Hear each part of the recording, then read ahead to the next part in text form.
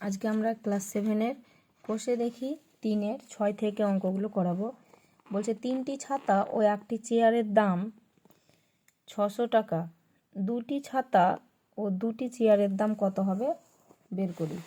তো দেখে নাও এখানে তোমরা ভালো করে কি বলেছে। প্রথমে 3টি ছাতা ও একটি চেয়ার বলেছে, তাহলে আমি লিখতে পারি যে একটি চেয়ার সমান 3টি ছাতা। এটা আমি লিখতে পারি, যেহেতু আমাকে বলেছে যে 3টি ছাতা মানে একটি চেয়ার, তাহলে একটি চেয়ার মানে কি 3টি ছাতা।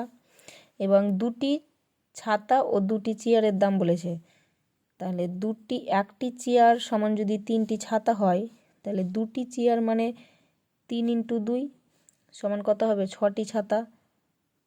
তাই তো, বুঝতে পেরেছ?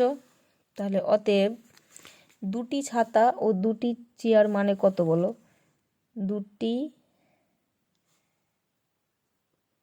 ছাতা ও 2টি চেয়ার সমান কয়টি ছাতা হবে? 2টি ছাতা মানে তো 2 আছে, আর 2টি চেয়ার, এখানে আমাকে 2টি ছাতা ও 2টি চেয়ার বলেছে, তাহলে সবকে আমি কিন্তু ছাতায় পরিণত করে নেব। ঠিক আছে, এই যে 2টি ছাতা 2টি চেয়ার এরকম করে তার অঙ্ক করা যাবে না। তাহলে আমি এই চেয়ারটাকে পুরোপুরি ছাতাই করে নিলাম। তো 2টি ছাতা মানে তো 2টাই ছাতা, আর 2টি চেয়ার মানে কয়টা ছাতা? 6টা ছাতা। তাহলে 6 আর 2 8টি ছাতা। বুঝতে পেরেছো? তাহলে এবার আমি গণিতের ভাষায় সমস্যাটি হলো লিখে নিচ্ছি। গণিতের ভাষায় সমস্যাটি হলো, আমাকে কি বের করতে দিয়েছিল? দাম, ছাতার দাম। তাহলে দামটা দিয়েছে টাকায়, যেটা বের করতে দিয়েছে সেটা সবসময় ডান দিকে লিখবা। আর আমাকে এদিকে কি দিয়েছে? ছাতার সংখ্যা। ছাতার সংখ্যাটা দিয়ে দিয়েছে যে 3টি ছাতা। কি বলেছিল? যে 3টি ছাতার মূল্য কত টাকা ছিল? 600 টাকা। তাহলে 2টি ছাতা ও 2টি চেয়ার মানে কয়টি ছাতা? 8টি। তাহলে 8টি ছাতার দাম কত? তাই তো, তাহলে ধরে নিই যে 8টি ছাতার দাম x টাকা। তো দেখো 3টি ছাতার দাম যদি 600 টাকা হয়, তো 8টা ছাতার দাম কত হবে?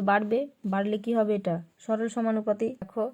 দেখো ছাতার সংখ্যার সাথে দামের কি হচ্ছে? সরল সমানুপাতি। তাহলে যদি সরল সমানুপাতি হয়, তাহলে সমানুপাতটা কত হবে? 3:8 সমানুপাত কত হবে? 600:x। তাহলে বা এটা কত হবে? 3/8 সমান সমান কত হবে? 600/x। তাহলে বা 3-এর সঙ্গে যদি x গুণ করা হয় তাহলে 3x, আর 600-র সঙ্গে যদি 8 গুণ করা হয় তাহলে 600 × 8। তাহলে বা x সমান কত হবে? 600 × 8 বাই কত? নিচে 3, 3 × 3, 3 2 6, আর এখানে দুটো শূন্য বসিয়ে দাও। তাহলে 8 2 কত? 16, মানে 1600 টাকা। তাহলে অতএব 2টি ছাতা ও 2টি চেয়ারের দাম 1600 টাকা। নেক্সট দেখো 9 অঙ্কটা চলে আসবো আমরা। বলছে 2টি শরবতে সিরাপ ও জলের অনুপাত 2:5। মানে দুটো শরবত আছে, একটাতে হচ্ছে যাদের অনুপাত 2:5 এবং আরেকটাতে হচ্ছে 6:10। কোনটি বেশি মিষ্টি দেখি। তো 2 পাত্রে শরবত আছে, তাহলে প্রথমে শরবত, যেটা প্রথম শরবত, এটা আমরা 9 নম্বরের অঙ্ক করছি। প্রথম শরবতে সিরাপ ও জলের অনুপাত। প্রথম শরবতে সিরাপ ও জলের অনুপাত বলেছে 2:5। তাহলে এটাকে আমরা লিখতে পারি যে 2/5। এবং দ্বিতীয় শরবতে সিরাপ ও জলের অনুপাতটা কত বলেছে? 6:10। এটাকে যদি কাটি তাহলে 2 দিয়ে 3 2 6 আর 5 2 10। তাহলে ওপরে 3 আর নিচে 5। এখানে দেখতে পাচ্ছ যে ওপরে 2/5 আর এখানে 3/5। তাহলে এদের হর তো একই রকম আছে, 5 5। তাহলে বলো 2 বড় না 3 বড়? নিশ্চয়ই 3 বড়। তাহলে 3/5 এই সংখ্যাটা বড়। তাহলে লিখে দিবা যেহেতু 3/5 কার থেকে বড়? 2/5 থেকে বড়। 3/5 > 2/5। তাহলে অতএব দ্বিতীয় শরবতে আমাকে কি বলেছে, কোনটি বেশি মিষ্টি, তাহলে অতএব দ্বিতীয় শরবতটি বেশি মিষ্টি, অতএব দ্বিতীয় শরবতটি বেশি মিষ্টি।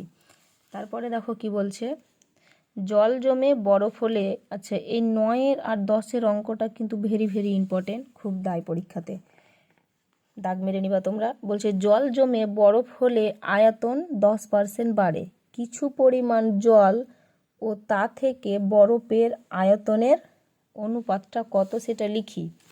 তাহলে এখানে আমাকে দেখো, জল জমে যখন বরফ হচ্ছে তখন তার আয়তনটা বলছে 10% বাড়ে। তো এখানে জলের আয়তন কিন্তু কত সেটা আমাকে বলেনি।